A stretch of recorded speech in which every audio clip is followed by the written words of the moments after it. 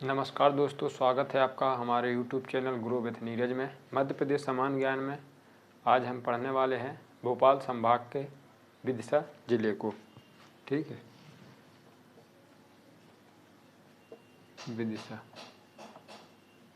विदिशा जिले को पूर्व में हम जानते थे किस नाम से, तो इसका जो दूसरा नाम है बैसनगर, भी इसका क्या है, प्राचीन नाम क्या है इसका, बैसनगर है। मध्य प्रदेश में ये मध्य प्रदेश में आपको देखने को मिलेगा। मध्य से थोड़ा सा उत्तर में आपको मध्य प्रदेश के मैप में देखने को मिलेगा विदिशा जिला, जो कि हमारा उत्तर में घिरा हुआ है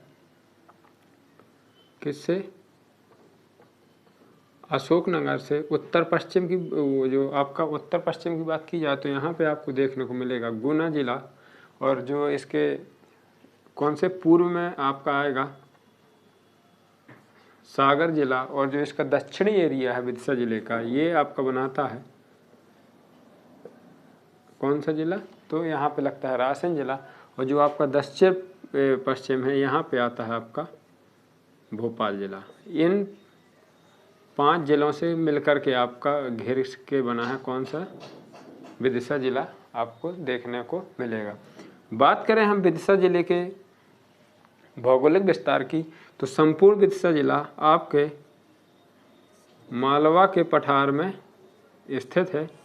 कहाँ पे स्थित है, मालवा के पठार में स्थित है, जिसका क्षेत्रफल 7371 स्क्वायर वर्ग किलोमीटर इसका क्या है, भौगोलिक क्षेत्रफल है।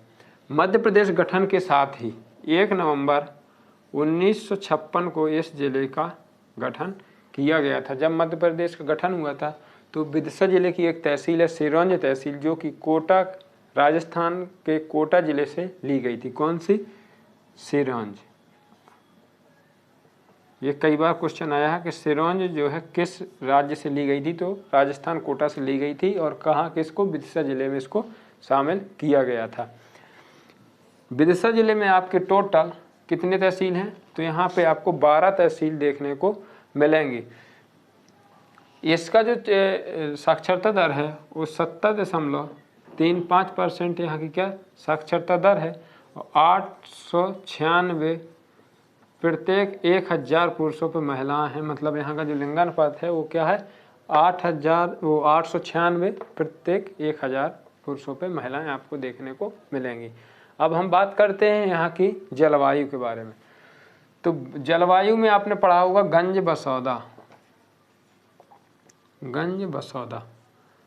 बसौदा का नाम आते ही आपको एक चीज़ आ गई होगी याद कि ये क्या है, मध्य प्रदेश का ताप में यहाँ पे क्या है, सर्वाधिक तापमान अंकित किया गया है। मध्य प्रदेश का सर्वाधिक तापमान हमारे विदिशा जिले में गंज बसौदा में अंकित किया गया है, जो कि 2019 तक का था। वर्तमान में यदि पिछले 2 या 3 सालों का टेम्परेचर देखा जाए तो नौगांव कहाँ की तहसील है, तो ये एक छतरपुर जिले की तहसील है। तो यहाँ का टेम्परेचर आपके गंज बसौदा से भी ज़्यादा अंकित किया गया है। लेकिन यदि आपसे पूछा जाता है मध्य प्रदेश का सर्वाधिक तापमान कहाँ अंकित किया जाता है, तो आपका गंज बसौदा विदिशा में, और सबसे कम आपका शिवपुरी में अंकित किया जाएगा, जो कि आप क्वेश्चन का आंसर देंगे। ठीक, अब बात करते हैं हम यहाँ की मिट्टी की। तो मिट्टी का आप देखेंगे कि ये किस में है, तो मालवा के पठार में होने के कारण यहाँ पे आपको काली मिट्टी साधारणतः देखने को मिलेगी। अधिकांश मध्य प्रदेश में आपको काली मिट्टी देखने को मिलती है, क्योंकि जो मालवा का पठार है वो आपका लगभग 47% कवर कर लेता है, तो जिसमें काली मिट्टी की बहुत मात्रा, क्योंकि ये डेक्कन ट्रैप से बना हुआ पठार है। ठीक है, तो हमारी यहाँ पे काली मिट्टी मिलती है। बात करें यहाँ पे फसल की, तो गेहूँ में कौन सी, सरबती गेहूं की वैरायटी जो है यहाँ पे मुख्यतः उगाई जाती है। चना उत्पादन में ये मध्य प्रदेश में सर्वाधिक चना उत्पादन वाला जिला है। ठीक है, चना उत्पादन यहाँ पे किया जाता है, प्लस में कौन सा, गेहूं उत्पादन भी यहाँ होता है। अन्य फसलों में देखा जाए तो यहाँ पे सोयाबीन व उड़द की खेती की जाती है। इसके अगले क्रम में बात करेंगे हम यहाँ पे सिंचाई परियोजना की। तो सिंचाई परियोजना में यहाँ पे हलाली सिंचाई परियोजना स्थित है, जिससे सम्राट अशोकनगर परियोजना के नाम से भी जाना जाता है। हलाली परियोजना या सम्राट अशोकनगर परियोजना जो कि बेतवा नदी पे बनी हुई है, ये दो जिलों में आपके रायसेन व विदिशा को क्या है, सिंचाई मुहैया कराती है। कौन सी? आपकी हलाली परियोजना। सम्राट अशोकनगर के नाम से भी, सम्राट अशोक की ये क्या है, ससुराल कही जाती है, क्योंकि सम्राट अशोक ने यहाँ पे कौन थी, एक महादेवी करके थी, उनसे एक साहूकार की बेटी थी, इनसे इन्होंने शादी की हुई थी, तो इनकी ससुराल भी यहाँ मानी जाती है। ये बात है यहाँ के इतिहास की। ठीक है, अगली जो यहाँ पे सिंचाई परियोजना है वो कौन सी है, रहेटी परियोजना। यहाँ पे एक दूसरी है जो कि कौन सी नदी पे है, तो बाह नदी पर स्थित है। ठीक है, बात करें बांध की तो यहाँ पे नारायण डैम स्थित है जो यहाँ पे सिंचाई मुहैया कराता है। अगले क्रम में हम बात करेंगे यहाँ पे प्रवाहित होने वाली नदियों की, तो यहाँ पे बेतवा नदी जो है क्या है, प्रवाहित होती है, जो कि आपके रायसेन जिले से निकल करके आती है।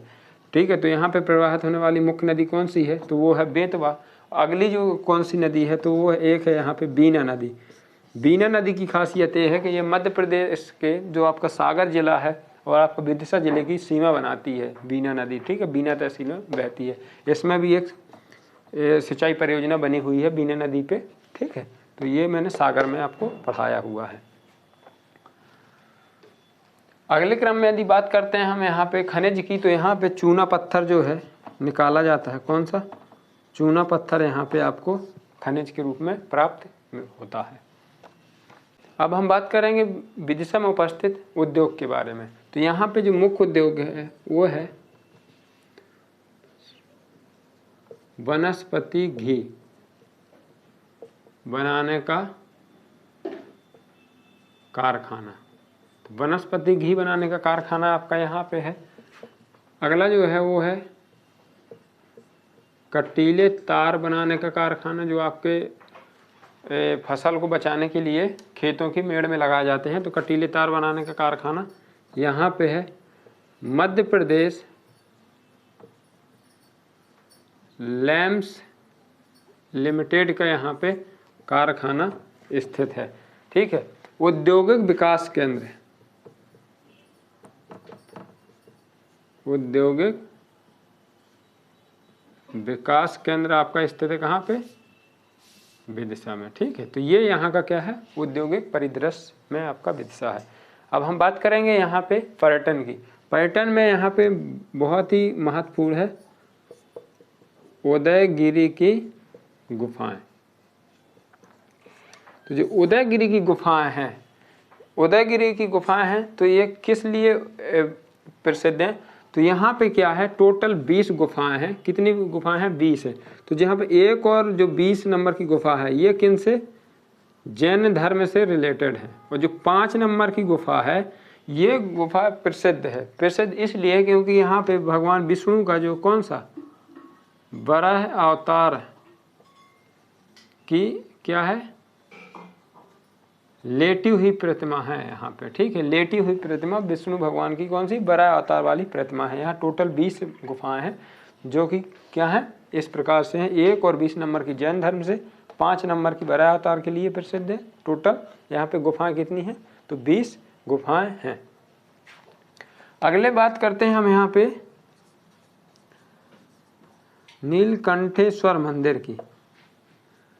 नीलकंठेश्वर मंदिर बहुत प्रसिद्ध मंदिर है जो कि कहाँ पे, आपके बसौदा में स्थित है। कहाँ पे, बसौदा में स्थित है। ऐसे परमार राजा उदयादित्य, किसने, परमार राजा उदयादित्य ने इसका निर्माण करवाया था। अगले बात करते हैं हम यहाँ पे गरुड़ या क्या, गरुड़ या खांबा बाबा स्तंभ। ये जो स्तंभ है इसे किसने बनवाया था, तो डायन के पुत्र थे। डायन के पुत्र कौन थे, हेलियोडोरस।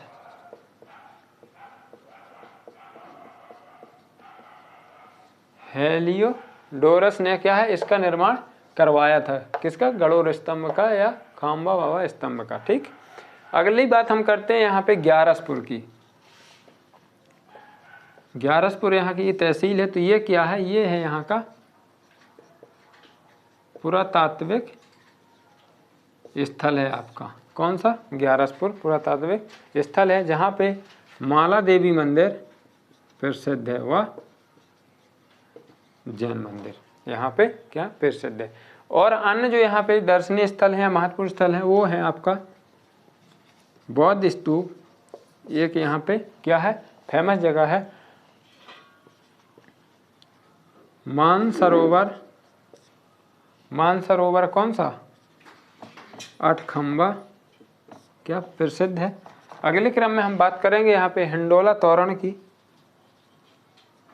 हिंडोला तोरण, यहाँ पे हिंडोला महल कहाँ है? तो महू मैंने धार में पढ़ाया है, लेकिन हिंडोला तोरण की बात आती है जब, तो ये कहाँ पे? आपके विदिशा में स्थित है।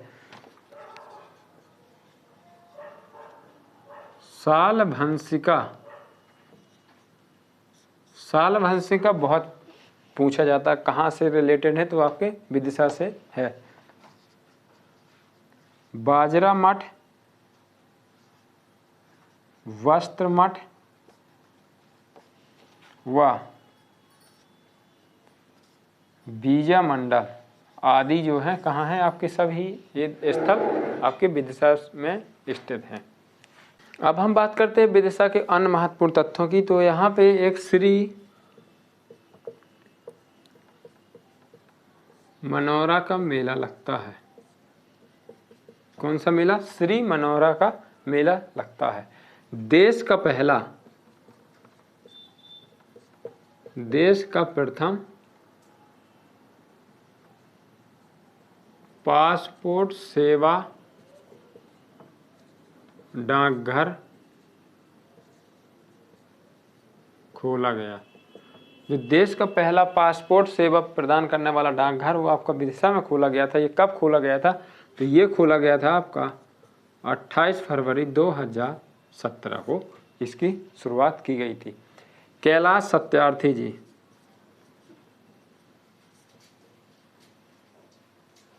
इनको तो सभी लोग जानते। कैलाश सत्यार्थी जी का जन्म हमारे विदिशा में हुआ था। इन्हें 2016 का कौन सा शांति का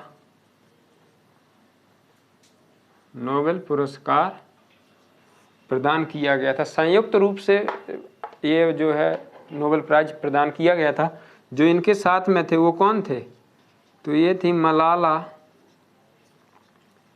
यूसुफजाई, जो की थी कहाँ से?